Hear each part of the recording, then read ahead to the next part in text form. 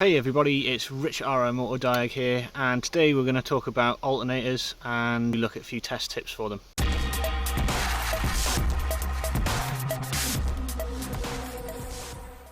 Okay, so we're going to get into some testing, but just before that I'd like to thank all my new subscribers. If you're not a subscriber, then check out down below and hit the subscribe button if you feel like it.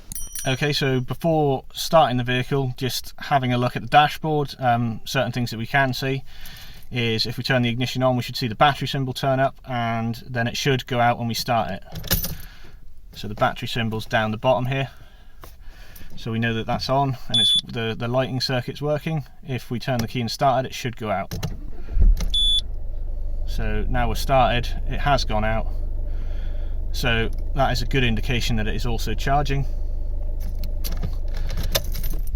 The only other things that you could check is sometimes you do get issues when you're thinking your alternator is going wrong. You might not be able to start the car, so the battery light might be on all the time. When you're driving along, even if the battery light's not on, but you may get symptoms like your lights are getting dimmer or things stop working, is another symptom of it. But as I say, usually the battery light will come on when you've got issues like that.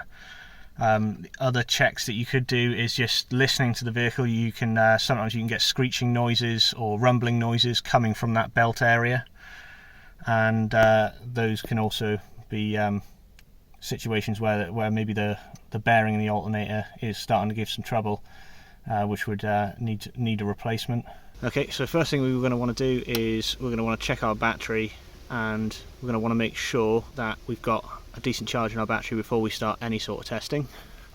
So we'll get the black lead and go to the negative post, and the red lead to the positive post. We've got our meter set to volts. If it's a manual meter, you want that volts on the 20 scale, and we can get it in the right place. We've got 12.5 volts, nearly 12.6 volts, which is absolutely fine. That's a decent charge. If you want to have a look at a battery video, I'll chuck one up in a card above for a battery video that I've done. So that's a good start. So what we're going to do now is we're going to go to the vehicle and we're going to start it up and see what it goes to.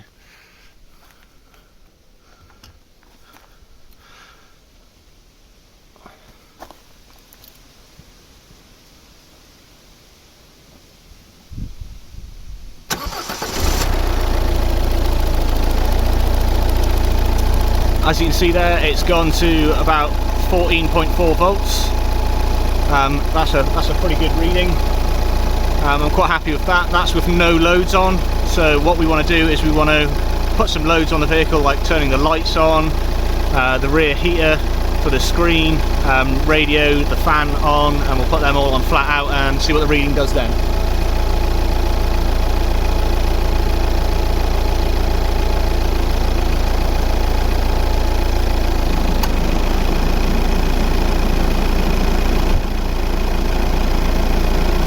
So that's everything on, and as you can see, it's dropped a little bit. We've dropped down to about 14.1, 14.2 there. So we're still keeping the charge up. It's not dropped down below our initial battery voltage, which is about 12.5 volts. So that would be a bad result. So I'll just switch all them off and you should see it come back up.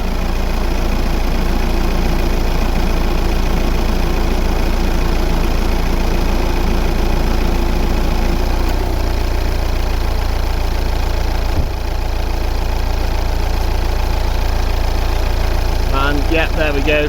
We're back up to that 14.4 volts there.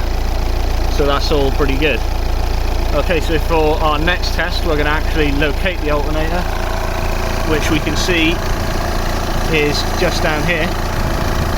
And on all alternators, as you can see, you can have one big cable coming in with a big nut on it where the cable bolts in. And then you're going to have usually a smaller wire. Now you can just have a check around these wires, you know, give them a wriggle, make sure they all look intact, follow them around, make sure that all looks good, just in case you've got any issues there. But our next test, we're going to get the meter set up and we will put it down onto the terminal and we'll see what voltage we get down there. Okay, so we've got our meter over here. We're still on the negative cable. We're going to take the red lead and we're going to go straight down onto the terminal down here, just touching it on there. And we've got the same 14.4. Back over to the battery, 14.4. We got the same reading, which is good. What we're going to do now is a volt drop test. So we'll leave the red lead on the positive side and we'll take the other lead and we're going to go to the terminal, and we shouldn't see any volt drop. So what we've got 18 millivolts there, which is the difference between one end of the lead and the other. So there's no significant drop there, so we can rule out bad connections. If you did have higher readings, say 300 millivolts there, then you might want to start cleaning connections and then doing the test again. The next test we can do is for the earth. So if we go onto the negative side of the battery and then we go to the body of the alternator, because that's where the alternator grounds itself through or earths itself through. Let's have a bit of a rub on that and get a good connection. And again, we shouldn't have any volt drop. We have 1 millivolt. And say there's no volt drop there between the negative side and the negative side. If you did have an issue, what you would want to be doing is you'd probably go to the next place, which would be the bracket where it's bolted to, and you'd do the same test and see if you lost your volt drop in between. And if you did, then you'd be wanting to look at cleaning the bracket on the alternator. If not, you need to move back again to where some of your main earth leads might be joined on. Okay, it's a bit difficult to see on this one, but you can see this is our alternator and this is the belt. You can see it's across the whole pulley here and it's intact.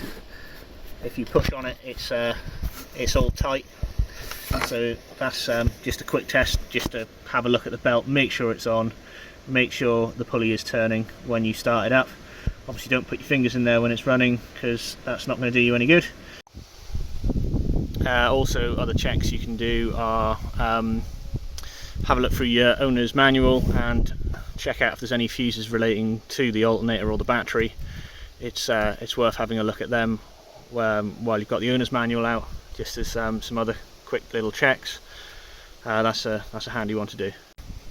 Okay, so for some quick basic demonstrations, I think that's covered most of the basics. I am aware that there is smart charging on later vehicles and there's other things that can go wrong, but just to do it yourself and go through some of these basic checks, they could save you some time, could save you some money. You might find something silly, even if the belt was not there. That would obviously put a charging light on. Hope you found the video informative, and if you want to check out any of my other stuff and keep up with the latest videos, don't forget to subscribe and check out the other videos.